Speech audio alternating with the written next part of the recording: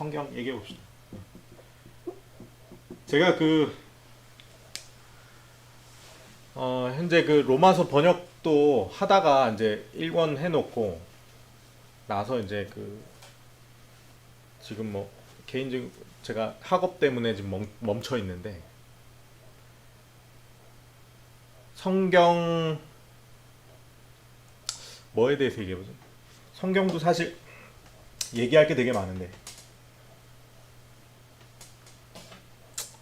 지난 학기 때 제가 그 성경 해석학 세미나 들으면서 그때 그 사본학 교수님 들어오셔가지고 성경 사본학에 대해서 재밌는 이야기를 좀 듣고 했는데, 그것을 이야기를 해볼까요? 성경.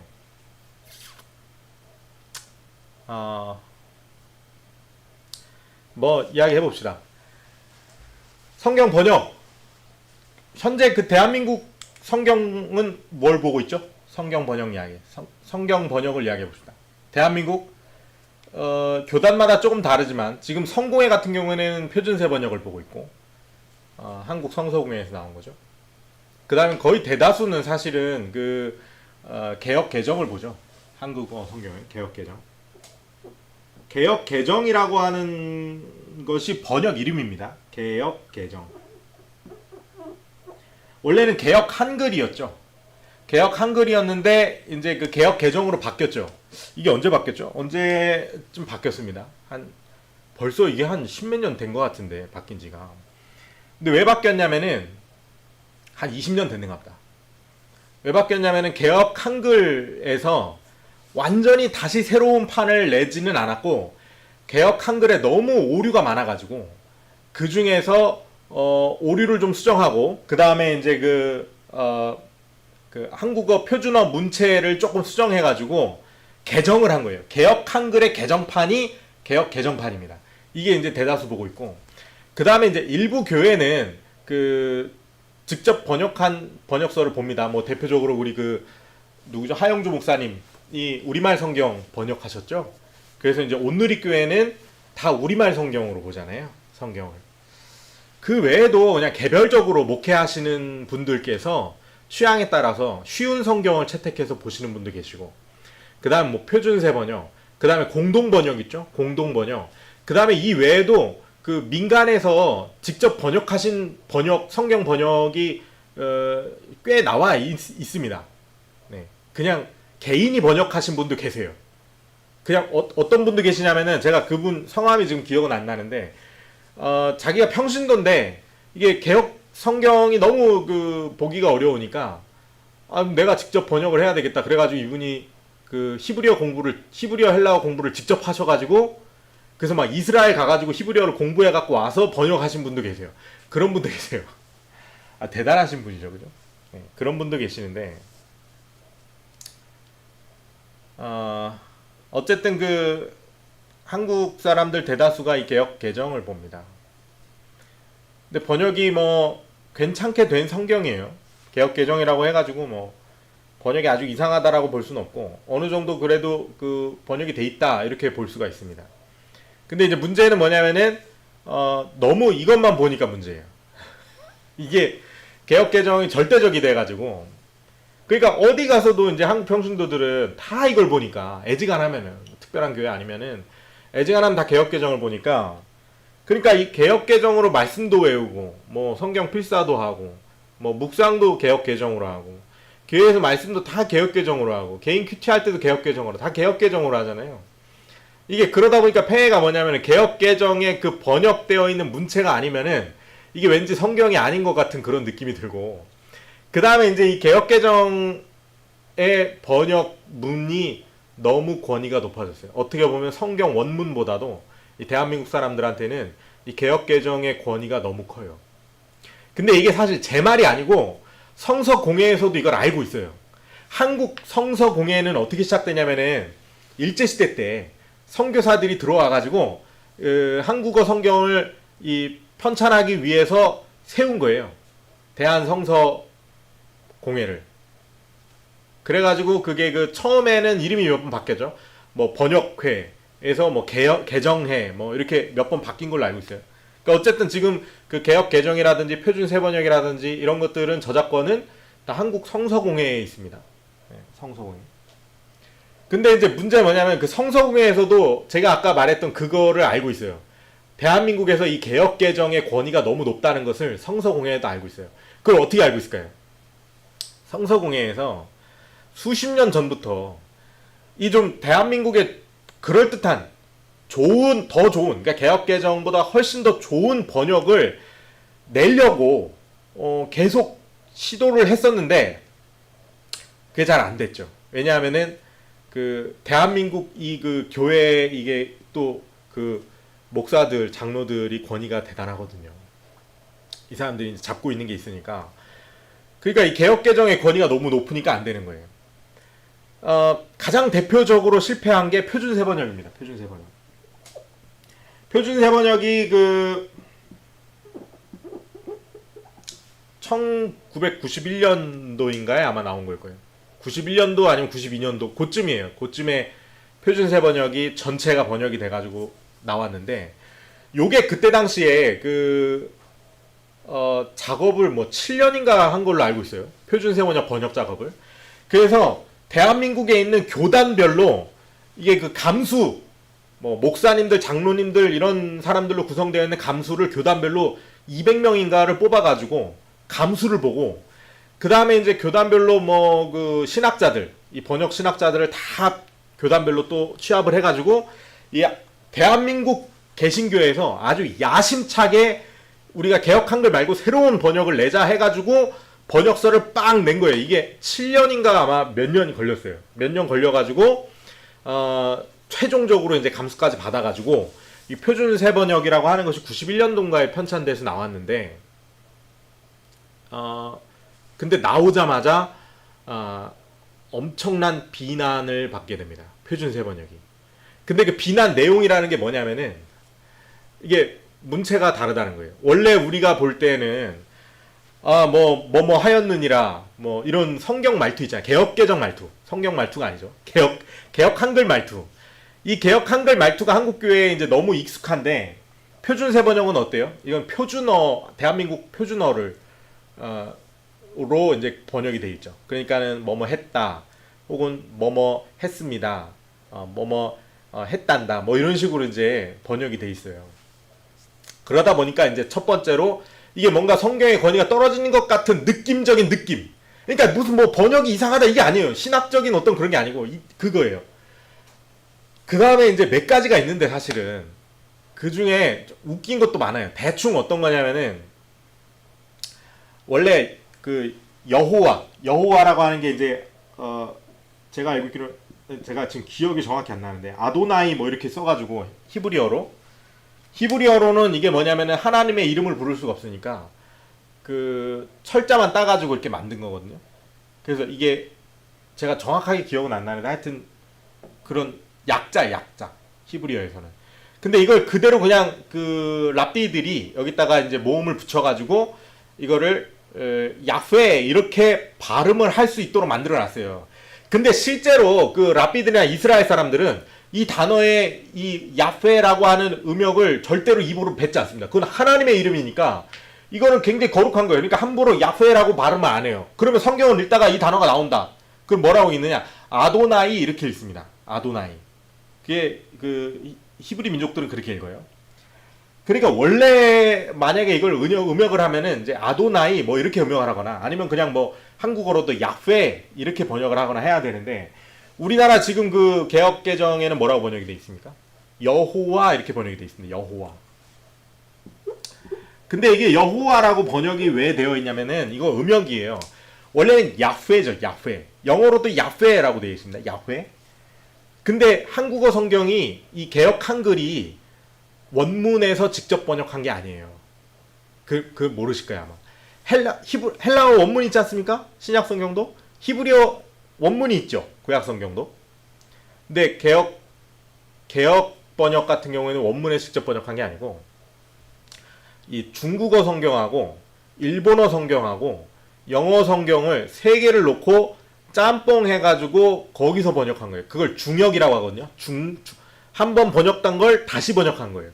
그 중역 성경이에요. 개역 성경은 원문에서 직접 번역한 게 아닙니다. 그러다 보니까는 여호와를 어디서 갖고 온 거냐면 중국어 성경에서 갖고 온 거예요. 중국어 성경을 번역할 때 중국인들이 야훼라고 하는 발음을 한자로 여호와 이렇게 번역을 한 거예요. 근데 이게 그 한국어로 그냥 여호와 이렇게 번역이 돼서 들어온 거예요. 그러니까 이거는 여호와라는 이름은 중국어 이 발음이죠. 중글리시 일종의. 그러니까 그게 이름이 그렇게 중요한 건 아니에요, 사실은. 그죠? 왜냐면 어차피 야훼라고 발음 안 해요. 히브리인들도 전통적으로 아도나이 이렇게 발음을 하지. 그런데 표준세 번역에서 이 중역 성경의 여호와라는 것을 버리고 야훼라고 번역을 해놨습니다. 전부 다. 근데 이게 까입니다. 거룩한 하나님의 이름을 변질시켰다는 거예요.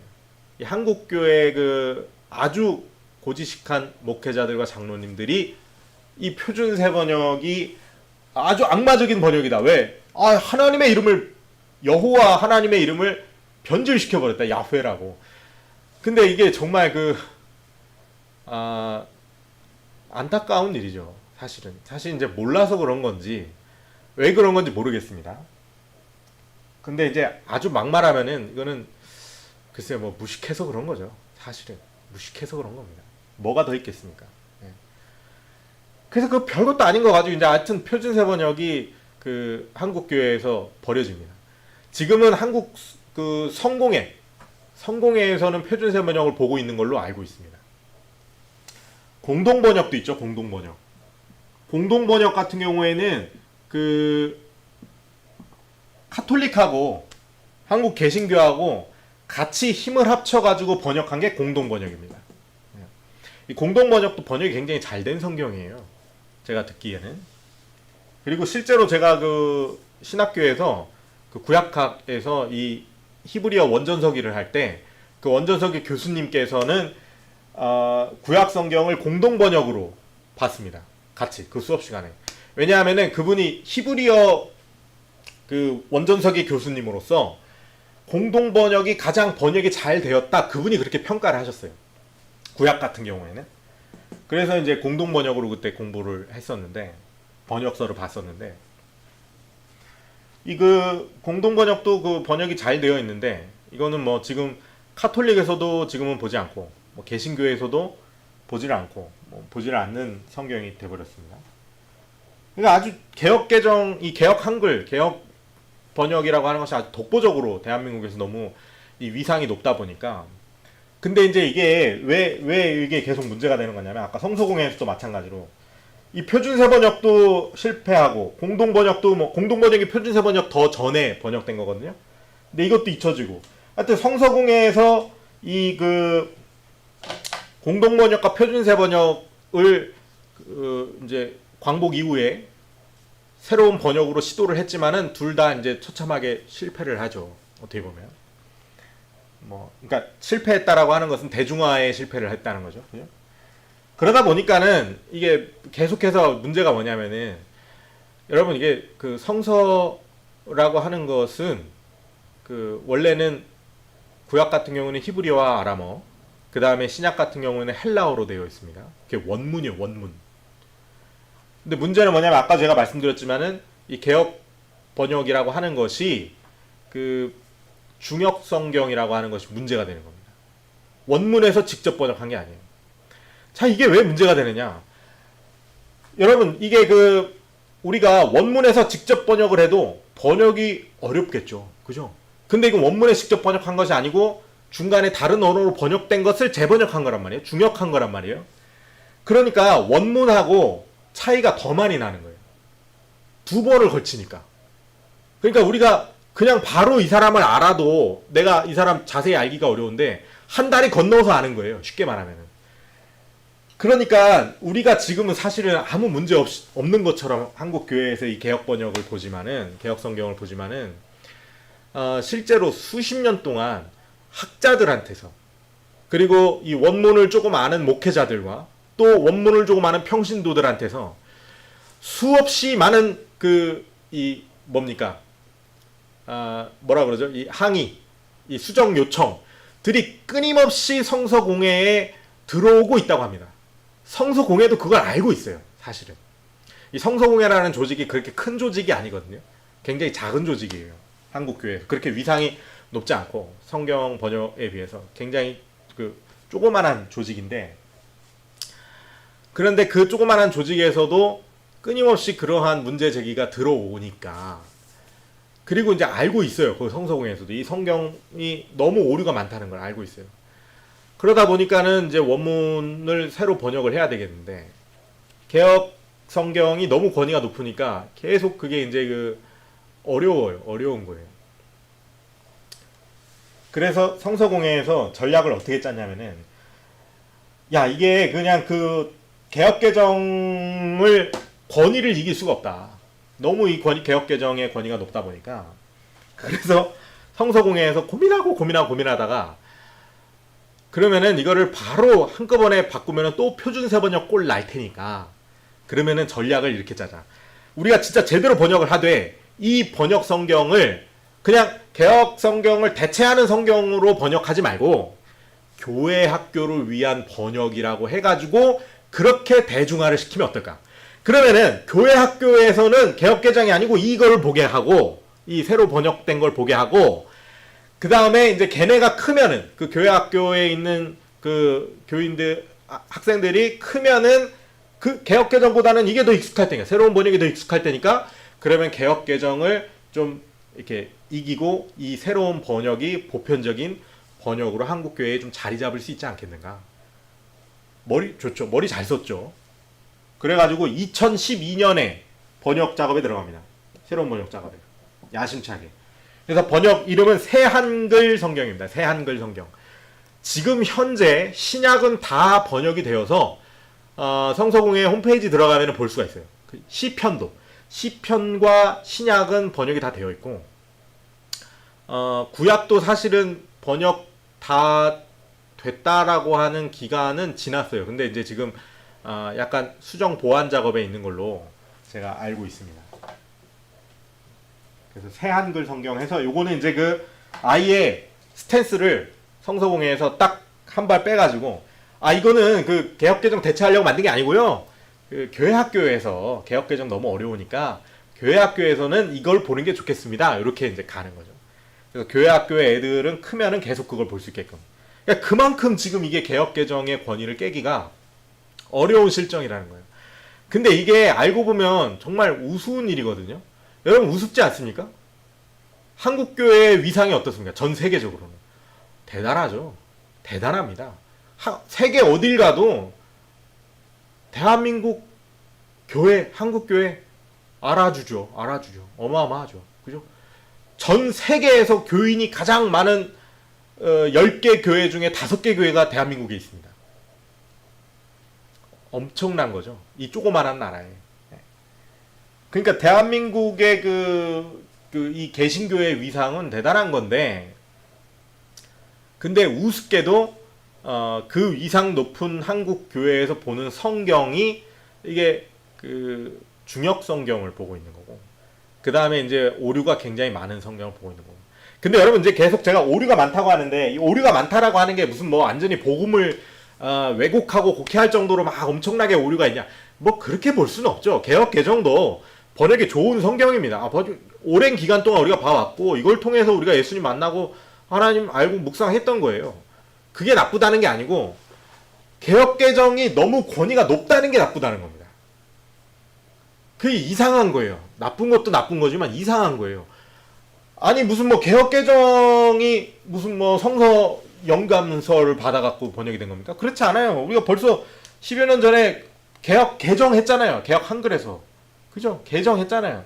신천지는 아직도 개혁 한글 본다 그러죠. 그죠? 왜냐면 개혁 한글로 자기네들이 이걸 맞춰놨는데 개혁 개정해버리니까 이게 안 맞아. 그래가지고 신천지는 아직도 개혁 한글 본다고 하는데, 그거 아주 웃기는 소리죠. 그죠? 그러니까 개혁 개정을 지금 대한민국이 고집하고 있다, 한국 교회가 고집하고 있다는 것도 이게 사실 대단히 유치한 겁니다. 유치한 거예요. 그러니까 왜 이걸 고집하는지 한국 교회가, 그것은 우리가 다시 생각해야 됩니다. 그러니까 한국 교회의 신앙 자체가, 우리가 성경을 무슨 느낌 때문에 봅니까? 개혁 개정의 그 말투가 굉장히 거룩하고 그걸로 봐야지 은혜가 되고, 여러분 그게 은혜입니까?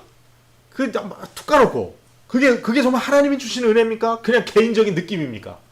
내 개인적인 느낌이 그 개업 개정의 어떤 말투나 그동안에 어릴 때부터 외워왔고 거기서 은혜 받았던 그것이 거기에 들어있기 때문에 내가 그냥 그게 좋다고 하는 거는 그건 좋아요. 그런데 공식적으로 다른 번역을 보는 것은 그것은 우리가 거부할 이유가 없는 거잖아요. 그죠? 그리고 더더군다나 더 중요한 것은 내가 아무리 어떤 말씀으로 은혜를 받았다고 합시다. 그런데 그 말씀이 잘못 번역되었다라고 해서 내 그 은혜가 무슨 뭐 잘못된 은혜라든가 뭐 아니면은 그 은혜가 갑자기 사라진다든가 그런 건 없죠. 그죠? 그런 건 없는 거예요. 예를 들어서 욥기 23장 10절 뭡니까? 욥기 23장 10절 내가 앞으로 가도 그가 아니 계시고 내가 뒤로 가도 보이지 아니하며 내가 왼편으로도 이렇게나 만날 수 없고 그가 내 오른편에서 일하시나 배울 수 없구나. 그런데 내가 가는 길을 오직 그가 아시나니 그가 나를 연단하신 후에는 내가 정금같이 나오리라. 이게 개역 한글인가 그렇습니다. 제가 지금 외운 게. 제가 아주 어릴 때 이 말씀에 큰 은혜를 받고 오랜 세월 동안 제가 이 말씀으로 은혜를 받고 또 하나님을 만나고 기도하고 이 말씀을 외우고 암송하고 그랬습니다. 아주 저한테는 너무 은혜로운 말씀이에요. 저는 이 말씀을 어떻게 이해했냐면 어릴 때부터 이게 문맥 그대로라면 뭐예요? 내가 앞으로 가도 없고 아니 계시고 뒤로 가냐. 하나님이 어디 있는지 보이지 않아요. 사방 팔방 앞에도 옆에도 뒤에도 보이지 않나요. 하나님이 보이지 않아요. 그런 것 같아. 하나님 어디 있어요? 하나님 어디 있어요? 그런데 그가 나를 연단하신 후에는 내가 정금같이 나오리라. 하나님께서 지금 나를 연단하고 계시는구나. 이 연단이 끝나면 내가 정금같이 되어서 순금같이 되어서 하나님 앞에 나갈 수 있겠구나. 이게 우리가 힘들 때 얼마나 큰 위로와 은혜가 되는 말씀입니까? 그래 내가 지금 이렇게 고통스럽고 힘들지만은 그래도 내가 이 연단이 지나가고 나면은 그러면 내가 하나님 앞에 정금같이 나갈 수 있겠지. 제가 정말 저는 20대 때까지 이 말씀을 굉장히 은혜를 받고 제가 제일 좋아하는 말씀이었어요. 구약 성경에서. 그런데 이제 제가 신학교를 가서 딱 히브리어 공부를 들어갔는데 충격을 받았어요. 이게 번역이 잘못된 거예요. 이게 번역이 표준세 번역으로 보시면 여러분 아세요? 이게 그런 의미가 아니에요. 번역은 원래 의미는 뭐냐면은 욥이 하나님이 지금 나한테 나는 잘못이 없는데 지금 나를 개미 괴롭히듯이 개미 괴롭히고 있다는 거예요. 그래갖고 내가 그 하나님한테 따지고 싶어요. 욥이. 그 대목이야. 대목. 문맥상. 따지고 싶은 거예요. 욥이. 그래서 하나님 어디 있어요? 하나님 어디 있어요? 내가 앞으로 가도 없고 뒤로 가도 없고 옆에도 없고 없어요. 하나님 없어요. 그런데 욥이 너무 한탄스러워서 뭐라고 한탄하는 거냐면 하나님이 나를 시험해 본다면은 연단해 본다면은 내가 얼마나 정금 같은 놈인지 아실 텐데 나를 이렇게 벌을 줄 이유가 하나도 없단 말이에요. 욥이 지금 그 말을 하는 거예요. 그러니까 무슨 말이냐면 하나님이 나를 연단하신 후에는 내가 정금같이 나오리라라는 게 하나님이 지금 나를 연단하고 계시고 그래서 내가 이 연단이 끝나면 정금같이 나온다 이 얘기를 하는 게 아니고 욥이 그 말씀이 욥이 당당하게 하나님한테 따지는 거예요. 하나님 날 좀 시험해봐요. 내가 연단 받으면은 내가 얼마나 정금 같은지 하나님 알아요? 내가 불순물이 이만큼도 없어. 이 말하는 거예요. 욥이 지금 이 말하는 거예요. 하나님한테 따지는 구절이라고요. 그 구절이. 신학교 가서 제가 그거를 딱 알고 나서 충격을 받았죠. 야 이게 그렇구나. 그런 의미구나. 근데 솔직히 여러분 말해봅시다. 그것을 제가 알았다라고 해서 제가 그 말씀으로 그 이전에 제가 원래 알고 있었던 말씀으로 받았던 하나님과 나 사이에 나누었던 그 애틋한 은혜들이 어디로 사라집니까? 아니에요. 안 사라져요. 그건 그대로 있어요. 나중에 제가 혹시 천국 가서 하나님 만나면 하나님하고 그때 그 말씀을 가지고서 은혜를 나누었던 것이 하나님과 나 사이에 추억으로 자리하고 있을 거예요. 여러분 우리가 그 하나님을 만나는 도구 자체가 이게 그 무슨 뭐 아주 거룩하고 아주 깨끗한 것을 통해서만 우리가 하나님을 만날 수 있고 진리를 깨달을 수 있고 이렇게 생각하면은, 근데 실제로 그렇게 생각하는 분들이 많죠. 여러분, 그것은 대단히 잘못된 신앙입니다. 절대 우리 생각하는 크리스천들은 절대 그러면 안 돼요. 네. 자, 성경을 봅시다. 하나님께서 자신의 뜻을 인간에게 내려보내실 때 뭘 사용하시기도 하셨나요? 무당을 사용하시기도 하셨죠. 그죠? 무당. 누구한테? 사울. 그죠? 무당을 통해서 하나님이 자기의 뜻을 전달해 주기도 했어요. 또 당나귀. 여러분, 당나귀의 입을 통해서도 하나님이 하나님의 사람들을 인도하신 거 혹시 아십니까? 당나귀의 입을 통해서도? 그거 아세요? 구약에? 하나님이 도구를 가리시지 않으세요. 여러분, 뭐라고 합니까? 사도 바울도 감사하고 먹으면 버릴 것이 없다. 이 세상에 존재하는 모든 것은 우리가 악하다라고 생각하는 것까지도 다 누가 만든 겁니까? 하나님 창조하신 거죠. 그죠? 그죠? 하나님 섭리 가운데 하나님보다 더 큰 게 없어요. 그러니까 하나님한테 거부될 수 있는 건 없어요. 도구로서.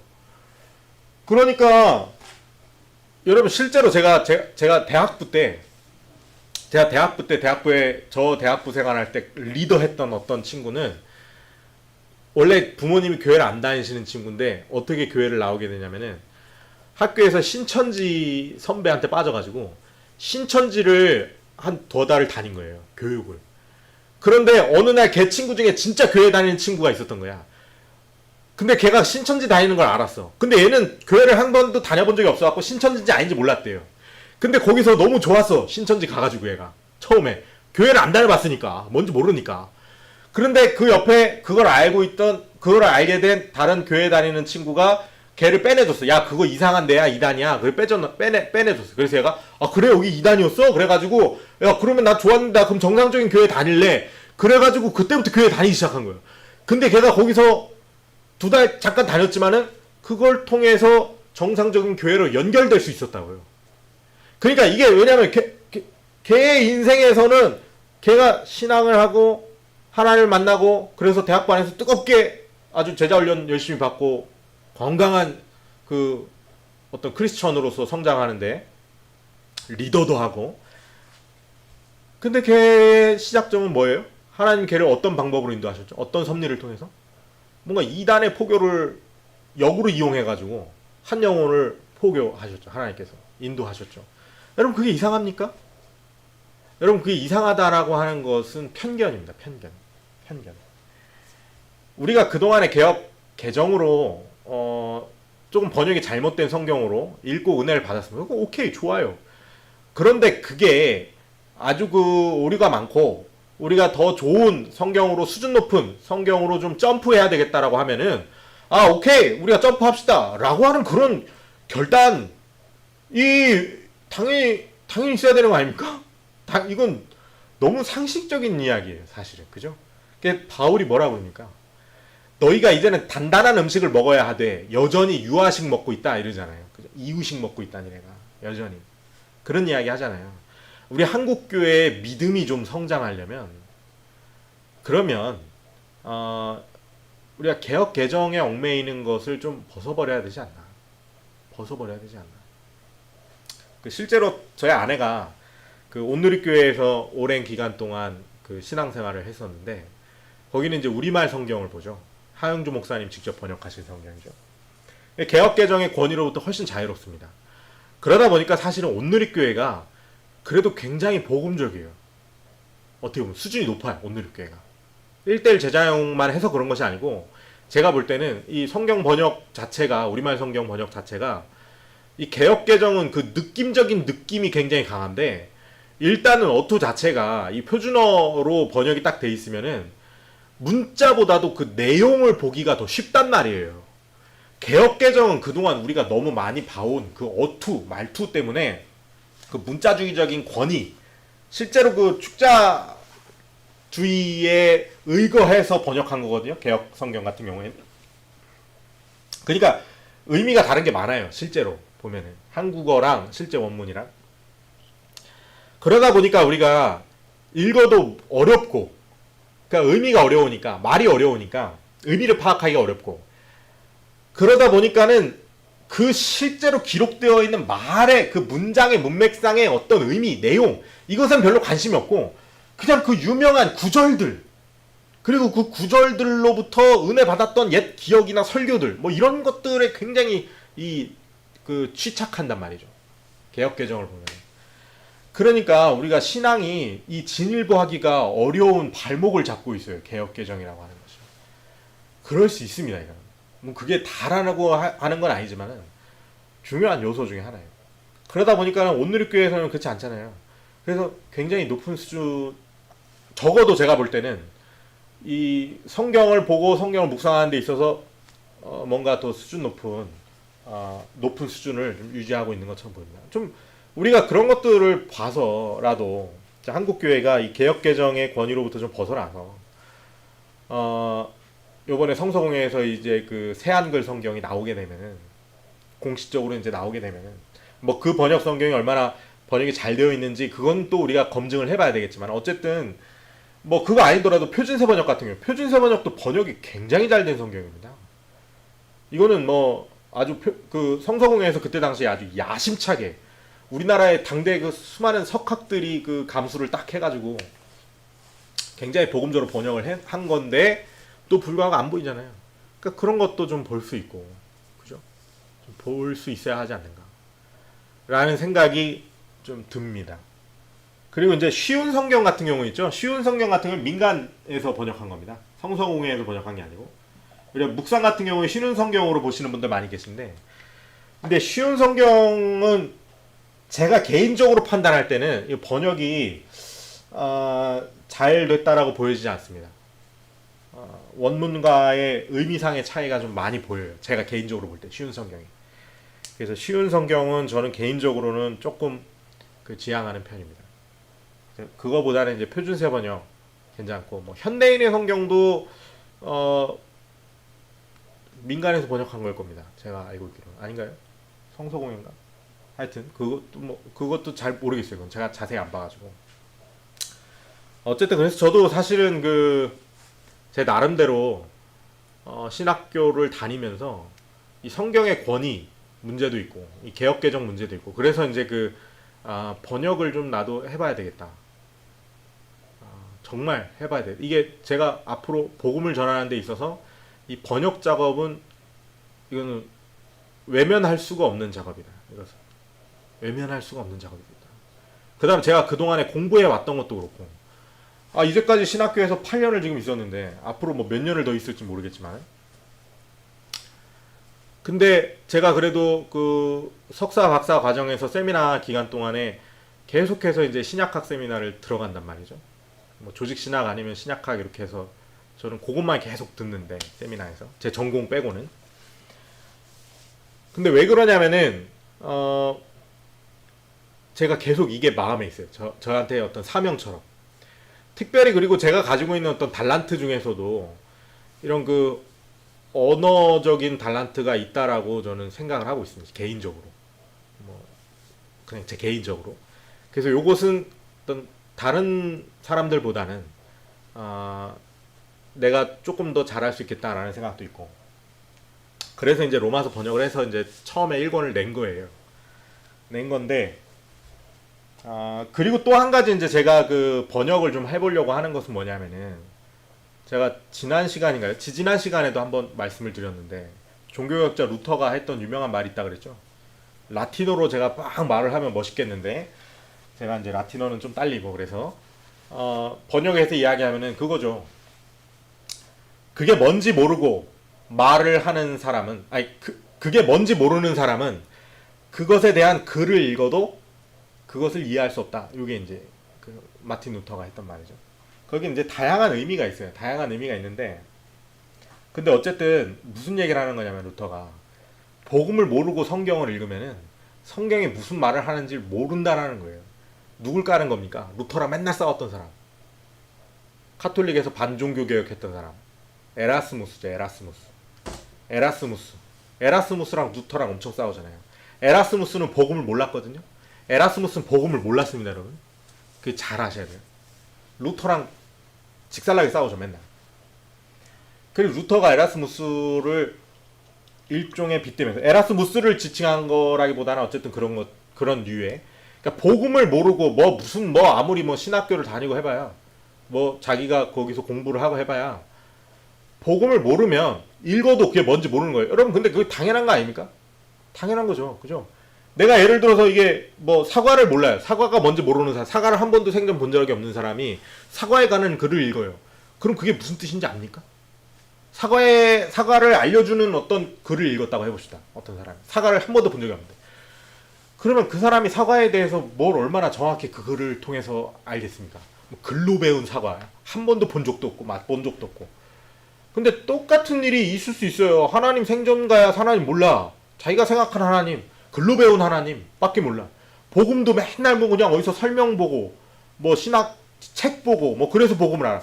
자기가 진짜 복음을 체험하고 그 안에 거하고 그것을 믿고 그런 적은 없는 사람이 성경을 번역하고 성경을 쓴다, 읽는다. 여러분, 그 번역이 제대로 된 번역일 수가 없습니다. 성경 번역은 복음을 아는 사람이 번역을 해야 되죠. 근데 실제로 성서공회에서 성경 번역을 한다 그러면은 이 사람이 복음을 아는지 모르는지를 따지겠습니까? 아니면 이 사람이 얼마만큼 히브리어 헬라어 공부를 많이 했나를 따지겠습니까? 많이 했나를 따지겠죠, 그죠? 근데 어떤 기관에서 번역 작업을 해도 그럴 거예요, 사실은. 이 사람이 얼마만큼 정말 복음을 알고 있는가. 물론 언어적인 기반은 뒷받침돼야 되겠죠, 그죠? 헬라어나 히브리어나. 근데 이 사람이 얼마만큼 복음을 알고 있는가를 기준으로 해가지고 성경 번역가들을 뽑지 않겠죠, 그죠? 공부 많이 한 사람들을 뽑을 겁니다. 어떤 그냥 민간 기관에서 번역한다고 하더라도. 그래서 제가 이제 여러 이런 다단한 생각 끝에, 야, 이것은 내가 번역을 해야 되겠다. 내가 번역을 하는 것이 어떻게 보면 이 복음으로서의 나에게 주어진 하나의 커다란 사명이다. 저는 그렇게 믿고 있습니다, 지금. 그래서 물론 민간에서 다양한 번역들이 앞으로 나올 테지만, 많은 번역들이 한국어 성경에 나올 테지만은, 제가 정말 복음주의적인 관점에서, 그리고 제가 거하고 있는 이 복음 안에서 이 성경을 다시 번역하는 것이 제 인생의 어떤 중요한 사명으로 제가 좀 알고 있습니다. 제가 이제 학업을 좀 마치고 계속해서 그 시간적인 여유를 두고서는 계속해서 번역을 해 나갈 겁니다. 지금은 제가 이제 로마서 1장도 채 다 번역을 안 한 상태에서 1권을 냈는데, 그러나 그것도 대한민국 한글로 된 주석 중에서 그 원어 주석, 또 그 정도로 디테일하게 원어 주석한 거는 아마 없을 겁니다. 저는 못 찾았어요. 제가 많이 찾아봤는데 없어요. 그런 건 없습니다. 영어로 된 건 있죠, 당연히. 영어로 된 건 있는데 대한민국 사람이 쓴 주석책 중에서는 그런 건 없다. 자부합니다.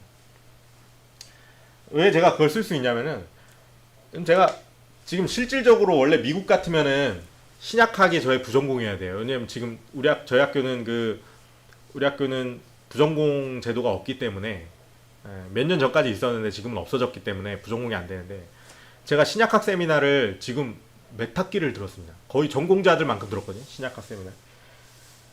그래서 거기서 무수히 많은 그런 서기 작업들을 해왔기 때문에 몇 년 동안. 그래서 제가 이제 할 수 있었던 거고 앞으로 할 겁니다. 그래서 오늘 그 성경 번역 얘기를 지금 하고 있는데, 얼마나 됐죠, 시간이? 45분. 그래서 좀 그 개혁 개정을 비판한 것이 아니고, 개혁 개정에 대한 너무 맹목적인 그 권위가 높은 이 대한민국의 아주 유화적인 인식에 대해서 좀 이야기를 했습니다. 제가 문자주의라든지 이런 것들은 제가 지난번에 한번 크게 이제 1시간 동안 떠들었기 때문에 그걸 여기서 다시 언급하지는 않겠습니다. 그러나 여기에 함의가 돼 있어요, 사실은. 왜냐하면 개혁 번역 자체가, 개혁성경 번역 자체가 이 축자주의적인 관점에서 번역이 된 거예요. 이거는 성서공회에서 공식적으로 홈페이지 들어가면 그렇게 설명이 돼 있습니다. 그럼 축자역이라고 하는데, 이걸 축자역은 뭐예요? 개혁개정에서 개혁개정이 축자역이다, 중역성경이고 축자역이다. 그 축자역이 뭐냐? 그건 뭐냐면은 그러니까 의미보다는 문자의 직역을 더 우선한 번역이에요. 근데 이게 문제가 되는 겁니다. 이게 문제가 되는 거예요. 왜냐하면 아까 욥기도 그렇지만은 이게 어순이 달라요. 그리고 직역을 하면은 한국어에서 의미가 전혀 달라지는 거예요. 근데 그거를 무시해 버렸어요. 그걸 고려하지 않았습니다. 그래서 이제 완전히 그 의미가 달라지는 구절들이 상당히 있습니다. 상당히 있어요. 그래서 성경 번역 성경 이야기 했고요. 그러니까 우리가 이게 그 성경이라고 하는 것에 너무 권위가 높아요. 지금 대한민국 성경 우상화에 빠져 있어가지고, 대한민국 교회는 성경 우상화. 이거 제가 볼 때는 이거는 한국 교회를 성장하지 못하게 하는 아주 가장 큰 요인 중에 하나입니다. 제발 그 문자에서 좀 빠져나와서 실제 하시는 하나님, 여기 계시는 하나님, 우리와 함께 계시고 나와 함께 계시는 하나님, 그 하나님을 우리가 좀 만나야 되지 않나. 그러기 위해서는 이 번역도 좀 개혁 개정 아니고 우리가 그 성경에 쓰여진 의미를 좀 볼 수 있는 그런 번역들을 좀 봐야 되지 않나. 그런 생각을 한번 해봅니다. 번역 이야기를 해봤습니다. 우리가 그 다른 나라 같은 경우에는 뭐 미국이나 이런 데 같은 경우에는 주일 예배 시간에 본문 말씀을 낭독하면은 각자 가지고 있는 번역 성경으로 읽어요. 그러니까 목소리가 하나로 딱 통합되지 않고서는 막 중구난방으로 이렇게 읽는단 말이죠. 그게 그 사람들한테 자연스러운 거예요. 왜냐면 그렇잖아요. 우리가 헬라어 성경을 보는 게 아니니까. 그죠? 그러니까 그게 이제 나쁜 게 아니고 자연스러운 것이고, 또 그것을 통해서 진짜 원문에 있는 어떤 번역에 가까이 다가갈 수가 있는 거거든요. 예를 들어서 이제 저 같은 경우에도 지금 뭐 지금 박사 논문 쓰기 위해서 보는 그 폴리케르라고 하는 사람이 프랑스 사람인데, 그 사람으로 제가 지금 연구를 하고 있는데, 근데 이제 그 사람이 프랑스어로 자기 글을 썼단 말이죠. 그러면은 이제 뭐가 있냐면은 영어로 번역된 게 있어요. 그 다음에 한국어로 번역된 게 있어요. 그리고 프랑스어 원문이 있죠. 그러면은 프랑스어 원문을 일단 제가 봅니다. 현재.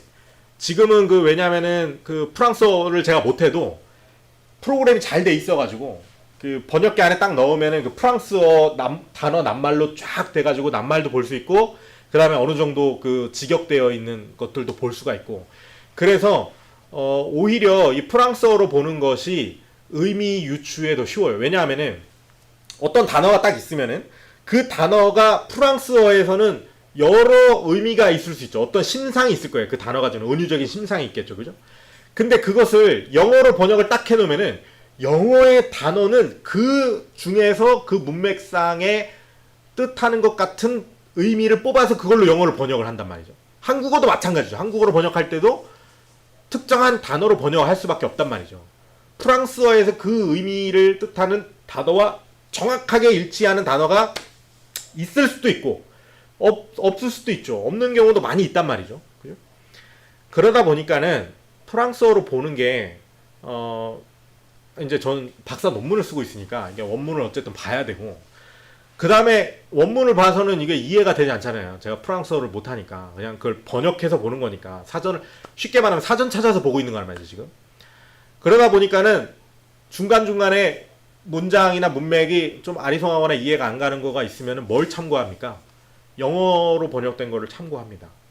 그 다음에 한국어로 번역된 것도 참고합니다. 그러니까 세 개를 같이 다 봐요. 모든 부분에 있어 다 그렇게 하진 않지만은 특별히 중요한 문맥이라든지 문장이라든지 이런 것들은 그렇게 다 참고를 한단 말이죠. 제가 그걸 지금 그걸로 연구를 하고 논문을 써야 되니까 그렇게 공부를 하고 있는 거예요. 근데 성경도 마찬가지 아닙니까? 우리가 성경에 무슨 문자를 우리가 무슨 왜 그런 만화 있죠? 천자문이라는 만화, 막 애들 보는 거. 그래서 문자가 막 이렇게 쓰여지면 문자가 장풍이 돼서 막 날아가고 하는 그런 만화 있어요. 그게 뭐 따라가면 옛날에, 아주 옛날에 뭐 중국의 그 하은주 시대 때 은나라 뭐 이런 나라들이 문자를 발명하고 나서 문자가 굉장히 거룩하다고 신성하다고 생각했죠. 고대인들은 문자가 신성하다고 생각했어요. 그래서 막 이집트 피라미드 같은 데도 문자를 막 이렇게 써놓고 막 이렇게 했죠. 그런 고대 유적지 같은 데도. 그런데 그리고 부적 같은 것도 그렇죠. 문자로 돼 있잖아요. 문자가 신성하다고 생각한 거예요. 여러분 그것은 문자가 처음 발명됐을 때의 얘기고, 그죠? 이 스마트폰 처음 나왔을 때야 우리가 스마트폰 신기한 거죠, 그죠? 이게 뭐 엄청 대단하고 신기하고, 그렇죠? 그렇지만 여러분 지금도 문자가 신비합니까? 그러면 여러분 그 웃기는 얘기예요, 그죠? 그 문자는 문자입니다. 인간이 발명한 거죠.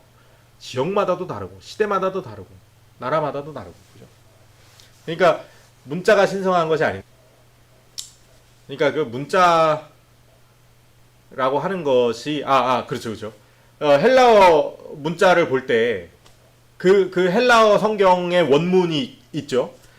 그리고 그 원문의 의미를 파악하는 거지. 우리가 무슨 뭐 번역되어 있는 문자 자체가 신성해가지고 그 문자에 무슨 뭐 능력이 있고 힘이 있고 이게 아니에요. 그런 게 아닙니다. 절대로 그런 게 아니에요. 아까 하던 얘기 마무리하고 이 질문을 마저 대답하도록 하겠습니다.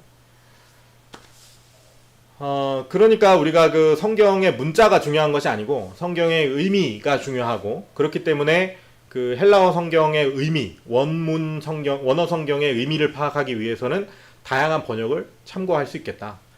또 참고할 필요가 부단히 있겠다라고 하는 이야기로 이제 오늘 번역